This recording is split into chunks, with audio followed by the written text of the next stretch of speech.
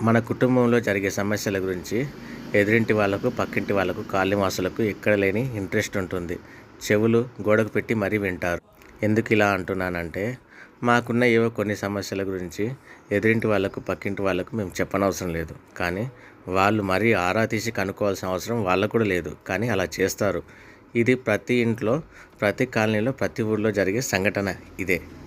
దీన్ని మనం పెద్దగా మనసుకు తీసుకోవాల్సిన అవసరం లేదు. కానీ ఒకసారి ఇలాంటి సంఘటనలు మన ఇంట్లో వాళ్ళకి ఇబ్బంది కలిగిస్తాయి. అలాంటప్పుడు మాత్రం కంపల్సరీ దీనిపై చర్య తీసుకోవాలి. వాళ్ళేదో మన కష్టాలు తీరుస్తున్నట్టు పెద్ద బిల్డప్ ఇస్తారు. ఎవ్వరు ఎవరిని ఏమీ చేయలేరు. కష్టాల్లో ఉన్నప్పుడేమో ఆనందపడతారు, మన సుఖాల్లో ఉన్నప్పుడు ఏడుస్తారు, కడుపు మంట పెట్టుకుంటారు. బయటికి మాత్రం నవ్వుతూ మీతోటి సహవాసం అన్నట్టు బిల్డప్ ఇస్తూ ఉంటారు. ఈ లోకం ఇలాగే ఉంటుంది. అందుకే ఇలాంటి లోకానికి మనం దూరంగా ఉండాలి. నిజమైన మనసు కలిగిన వాళ్ళు ఎవరో మనం తెలుసుకోవడం, ఇదే జ్ఞానము.